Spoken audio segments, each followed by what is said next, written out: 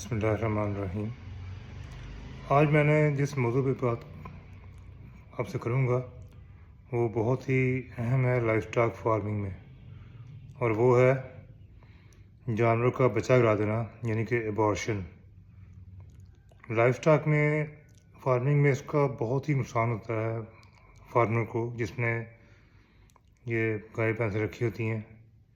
तो उनमें अगर एबॉर्शन हो जाए, ख़ासतौर पर 7वें महीने में एबॉर्शन हो जाए, तो ये उसका बहुत लॉस है।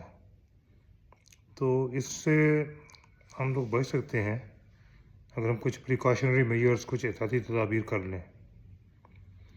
तो इसमें सबसे ज़्यादा जो ज़रूरी है वो है स्क्रीनिंग। जब भी हम कोई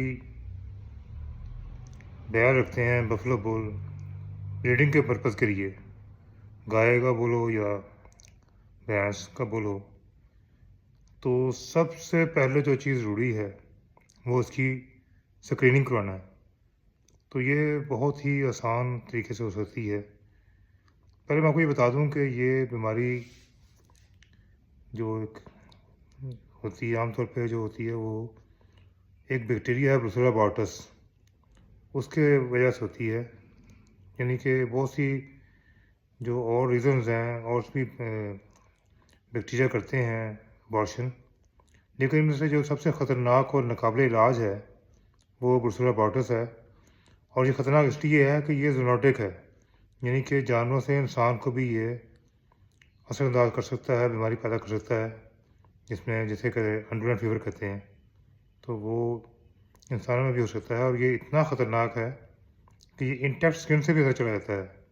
यानी कि खाली अगर ये आपकी स्किन पे लग गया है बैक्टीरिया, आपने किसी भैंस को या गाय को ए किया है, पी टेस्ट किया है, उसका हमल चेक किया है या बीज रखा है, तो आपको उसकी वो सिक्रीशन लग गई है, जिसे कहते हैं नाड़े जो वो लग गए हैं, तो आपको भी ये जा सकता है और बीमार कर सकता है इंसानों को भी। इसलिए ये बहुत ही ज़रूरी है इसका स्क्रीनिंग करना। इसके अलावा इसकी वैक्सीन भी हो जाती है जानवरों में ब्रुसेलोसिस की। तो ब्रुसेलोसिस का वैसे भी ये तकरीबन नाकाबिले इलाज समझा जाता है, इसका कोई मुस्तरद इलाज नहीं है। तो इसमें बड़ा आसान तरीका है कि जब भी आप कोई नया बुल, काऊ बुल या बफलो बुल ब्रीडिंग के लिए लेके आएँ, तो पहले उसका ब्लड चेक करवा लें। जो हम आमतौर पे ब्लड चेक करवाते हैं उसमें हम दवाई डालते हैं ETDA, ताकि वो ब्लड जमे ना और वो खून टेस्ट हो जाए।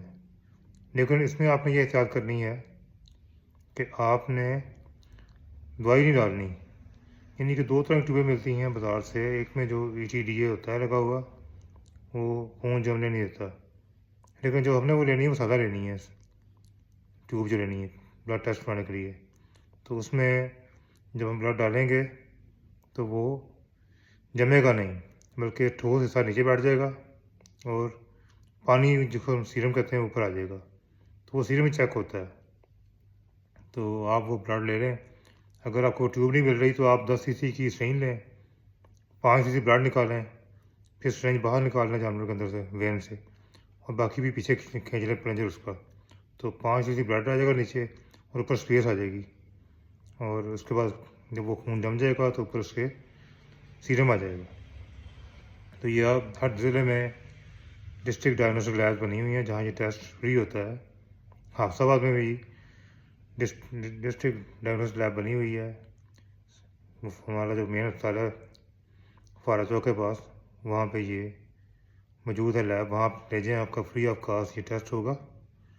इसके अलावा कोई भी गाय या भैंस ने बच्चा गिरा दिया है, ख़ास तौर पे 7वें महीने के बाद या पहले भी, तो उसका लाजमी टेस्ट करवाएँ। अगर वो दूध देती है तो फिर आप उसका दूध का सैंपल ले जाए नई स्ट्रेन में।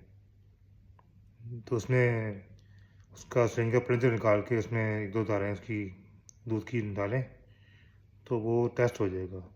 लेकिन अगर आपका नर जानवर है या भी हीफर है जिसने भी दूध नहीं दे रही, तो फिर उसका ब्लड ले जाएँ। ये फ्री ऑफ कॉस्ट टेस्ट है, जो कि आपको दूध का तो फ़ौरन रिजल्ट दे देंगे, लेकिन अगर ब्लड है तो फिर 2 दिन बाद रोज़ बंगाल टेस्ट कराते हैं, तो उसमें वो आपको ये इसका रिज़ल्ट देंगे। क्योंकि इसको फिर जो जानवर इसमें पॉजिटिव आ जाता है, उसको कल करना ज़रूरी है, ख़त्म करना ज़रूरी है, क्योंकि फिर वो एक कैरियर बन जाता है ना। देखें, एक मतलब 20 भैंसें हैं, एक बुल है वो इफेक्टेड है इससे, तो वो 20 की 20 भैंसों को भी कर देगा इफेक्टेड। फिर वो 20 भैंसें आगे जिस कहीं और जाएंगी, किसी और बुल से उनका मिलाप होगा तो वो बुल भी इफेक्टेड हो जाएगा। फिर वो जिससे बुल करेगा तो वो भी ऐसे कितनी ही भैंसों को इफेक्टेड करेगा, और गाय का बुल भी गायों को इफेक्टेड करेगा।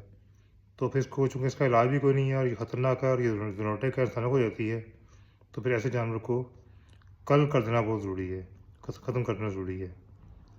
तो जब भी आपका जानवर बार बार बीट हो रहा है या उसने अबॉर्शन किया है, तो अवलीन फुर्सत में अगर दूध देता है तो उसका दूध ले जाएं नई स्ट्रेंज में, डायरेक्ट उसका प्लंज निकाल के तो उसको दूध उसमें भरना है।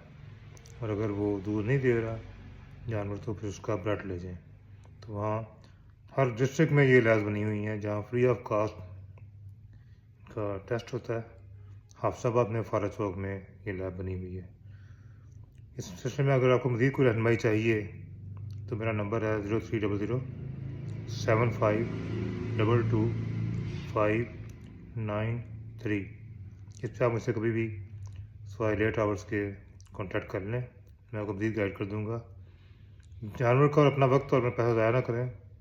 जैसे ही जानवर पीर हो रहा है या खुदा ना खास्ता अबॉर्ट करता है, तो या आप कोई नई गाय भैंस अपने इसमें फ्लॉक में लेकर आते हैं, तो उसका लाजमी ये क्वारंटाइन मेजर के तौर पे टेस्ट करवाएं। और बुल का ख़ास तौर पे, क्योंकि बुल जो है वो मेन सोर्स है। वो जिस भी भैंस को या गाय का बुल गाय को ये मैटिंग करेगा तो उसको आगे ये दवाई बीमारी ट्रांसमिट करेगा, जिससे ये पूरे गांव में फैल सकती है और बड़ा ज़्यादा इकोनॉमिकल लॉस हो सकता है और इंसानों को भी बीमारी लग सकती है।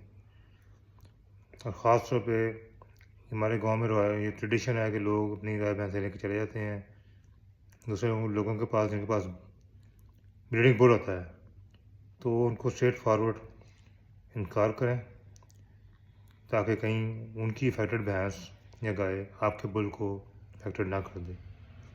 शुक्रिया।